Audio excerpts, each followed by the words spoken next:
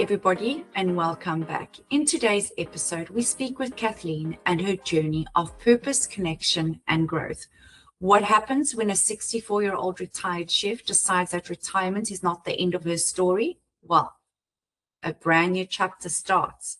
After facing many challenges throughout her life, Kathleen found herself asking questions we all eventually do. What impact have I made? What is there yet to explore? Searching for something deeper, she stepped outside of her comfort zone and joined multiple volunteer programs with Go Eco. From teaching children in Cambodia and caring for elephants, to living aside monks in Buddhist monasteries in Nepal, Kathleen discovered experiences that transformed the way she saw herself, the world, and those around her. In this episode, Kathleen shares the unforgettable moments, lessons, and perspectives she gained through her volunteer journeys with Go Eco. Let's dive in. So good to see you. Absolutely. I am so excited to chat with you. You just got back from an amazing adventure in multiple countries, and we saw your photos and they're so inspiring, and I just can't wait to hear all about it. But just to recap, just sort of your schedule so everybody can understand what you've done, is you started with us this year in January for 4 weeks at our elephant sanctuary to begin with in Cambodia. I started 4 weeks prior to that teaching children. Ah, right. Okay. Sorry. Yeah, you're right. We've got you in December starting in the That's teaching correct. program. Okay. Yep, I got my numbers mixed up. So first it was the teaching program, then it was the elephant program, correct, both in correct. Cambodia. Mhm, Then we had you do Nepal at the Buddhist monasteries. mhm. Did I get that Yep, right? you did. Okay. Yep. Amazing. Okay. So Wow. that's incredible. You were at least 4 weeks at each one. Actually, the Buddhist Correct. one even longer, 5 weeks with that culture week and everything too. So we'll dive in. So first, let's just start with overall, what on earth inspired you to do a trip like this? I'm 64 years old, so I'm a little bit older. 10 years ago, literally 10 years ago in 2016, I wanted to retire. I was a chef. I worked on a fishing boat for 10 years. I had my own businesses. I worked a lot with teenagers teaching. I worked with food policy, food politics. I know what I can do, and that is to not live the world of consumption, consumerism, yada, yada, yada, business and all this. I can retire and I can go teach English as a second language. And that seed was planted. So it was in 2016. I was able to retire myself. Now, I'm also a veteran and I get 100%. So that means financially I'm set. Okay. And I'm fortunate. I'm very fortunate. So I was able to take that, retire, and go to Southeast Asia for the first time in 2016. And I did not teach English as a second language then. I just kind of floated around for about 5 years. I would come back to the States, but I'd float around. And I saw things very differently, obviously. So when I came back from India, I had been through Myanmar, Laos, Thailand, Nepal, of course, because I've been there 4 times. And I came back in 2019 and I had a deeper practice of stillness or meditation, whatever you want to use. And also my own, I taught myself really. I didn't have to join any kind of a community or Sangha. I read a lot. I taught myself stillness, meditation, this, that, so on. And so I made a radical decision in the beginning of 2020 to sell everything that I owned and go to India. So I had a 1-year visa and I sold everything I owned. And I was supposed to fly out like March 22nd of 2020. Well, we all know what happened, COVID. So there I found myself not in my home state with nothing but a backpack on my back, literally out on the streets in Seattle. So, I pivoted and obviously navigated. But COVID, took us all down for a couple of years. I ended up in Arizona. And I was diagnosed with breast cancer. So I had a double mastectomy. I also had both my hips replaced, my right shoulder. So I went through a lot of surgeries, a lot of recovery. But at the same time, I was doing elder care and hospice. And again, deepening my understanding of the human condition and the compassion and even empathy. to be sitting next to elders, to be helping them, to be bathing them, to be feeding, and then even right on up to being part of hospice. And so that gave me a whole different understanding. And when I was ready to go travel again, would have been right around the fall of last year. And I thought, well, okay, what do I want to do? Well, I want to teach English as a second language. But you know what? I did a little bit of volunteering with elephants in northern Thailand. So let me look into that. So I wanted to go to Cambodia. So I just Googled volunteer Cambodia elephants, and Go Echo popped up. I'd never used any organization to navigate my travels. And again, to reiterate, I traveled for about 5 years in Southeast Asia just on my own. And I thought, well, what's this all about? And honest to goodness, Zoe, it was your team that when I had my interview that I felt so comfortable with. Jackie, I believe, she's like, Kathleen, oh yes, we've got English, second language in Cambodia and Siem Reap. And she said, and then, oh, look, there's elephants here. And then I said, okay, that looks great. And I said, so, because I'm on the computer while I'm talking to her. And I said, as long as I get up to Nepal in March, because I want to go back. I'd been there 3 times prior, and I have a Sherpa, and I'm ready to go trekking again. She said, Kathleen, we've got a program up there. I said, okay, what program do you have? She said, well, she's like, they're monasteries and they're in the Himalayan region, and you could teach English to monks. She's like, we require 4 weeks minimal, and that. And I couldn't believe it. So I, of course, got on, I saw that, and I said, all right, I'm going to work with you. So once I jumped on board, okay, and I want to say, I personally feel like the cost is affordable.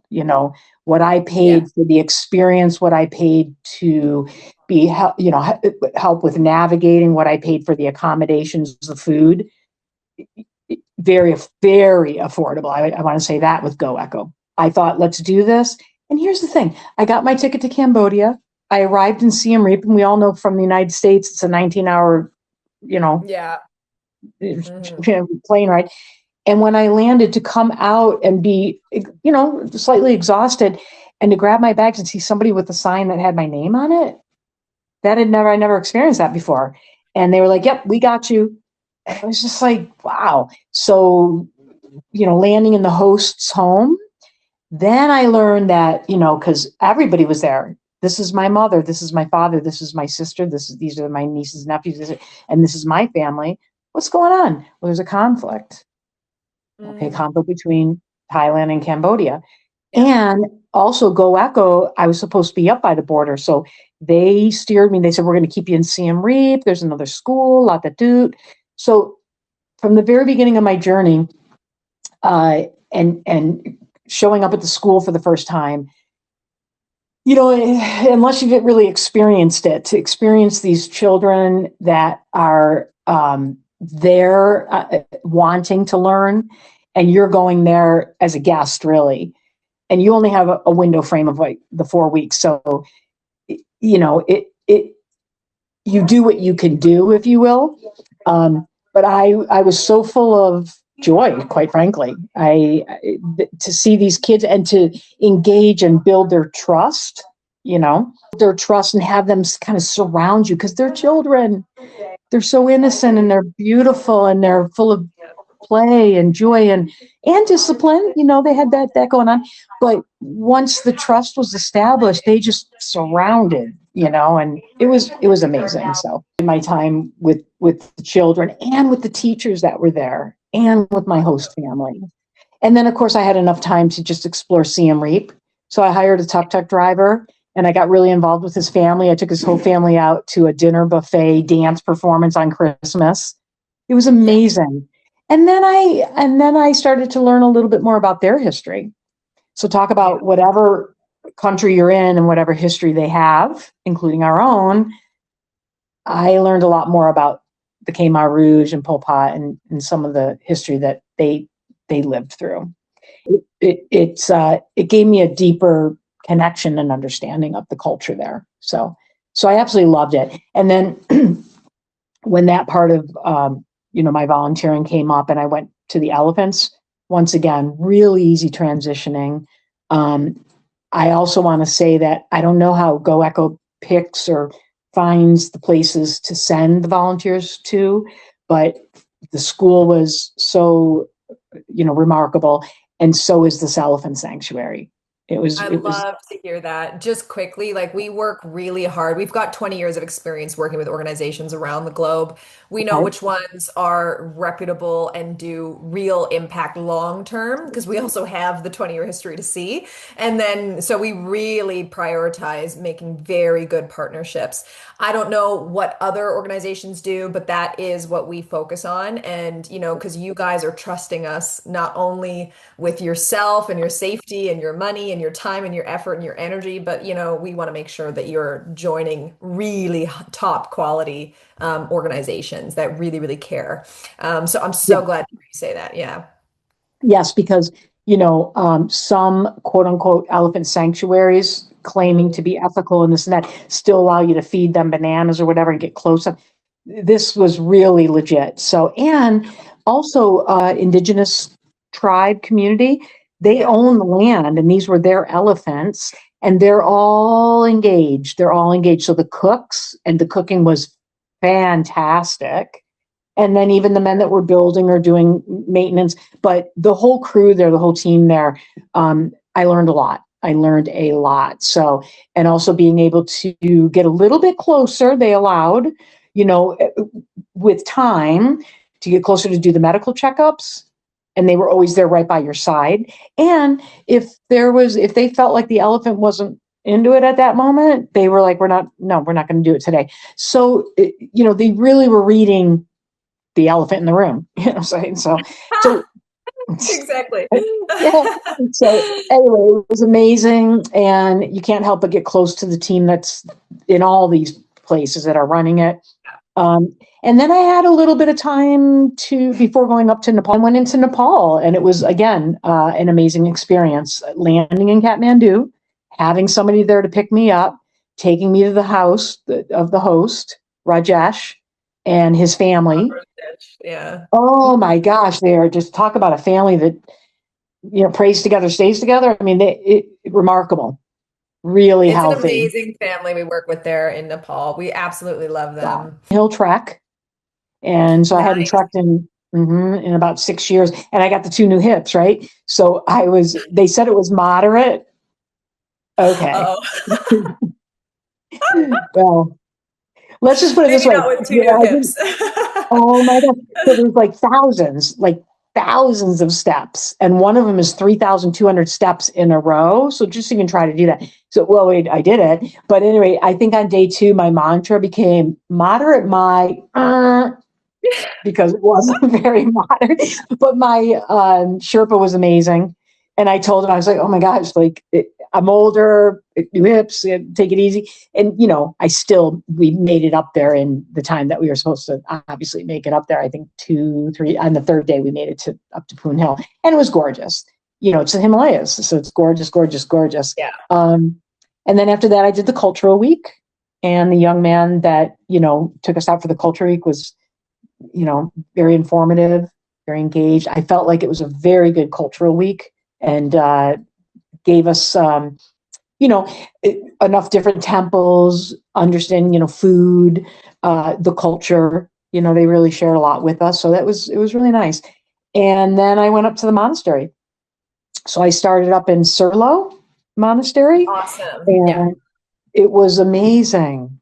It was amazing, and I happened to be there during one of their festivals that they had in the temple. So it was like high festival going on. So I was in a sari and all dressed up. I'll have to send some What pictures an on. honor. It was a That's big so honor. cool. It was a big honor. So Yeah. let's talk a little bit about the monastery and the life in the monastery, because Rajesh was telling me prior to going, he said, English is going to be almost like secondary to the reason you're going there. So the reason you're going there is to live a monastic life and see what that's all about. Well, if you're not comfortable being uncomfortable, it can be difficult. Yeah. And also, and what do I mean by that? Obviously there's not going to be any heat, and you're 10,000 feet up, so it's cold, and so you bundle. The food is consistent. It's very consistent. So there's not a lot of variety, of course. There's just not. And then, the rooms and the bedding can be, it's not the Hilton. So, you're going to get what you get, but you make yourself as comfortable as you need. Okay. Their life is about, the Buddhist way. So they get up and they have their puja, and then they will have their, we eat in silence, and then they start their classes, whether that's learning Tibet, the Tibetan language, or English, or, Buddhism, right? That's what their practice is. And they all sort of, it's a natural, because, when I saw the 6-year-olds, I was like, oh, but it's not for me to engage as a woman, as a maternal instinct to want to come in and hold or grab it. No. And I watched, and, just the way they were guided, if there was a situation where maybe a 6-year-old started to cry over something or whatever, and it was always with compassion and gentleness. And so I really enjoyed observing and watching. And I did get into some nice conversations with the teenagers.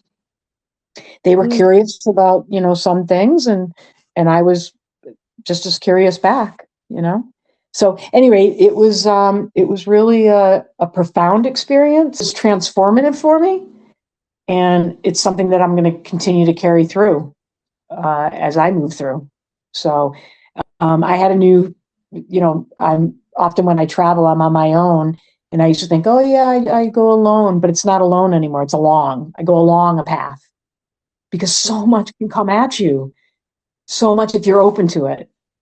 It's all up here. I love that. I absolutely love that, because a lot of our programs, we send solo travelers around the world all the time. And it's not everybody, but most people don't want to feel alone. And so part of being a part of an organization and a team of people, and, like you said, having people waiting for you when you arrive, we tell people you're joining a team. You're not going to be alone. And sometimes we have volunteers, depending on how secluded you are or what time of year you go.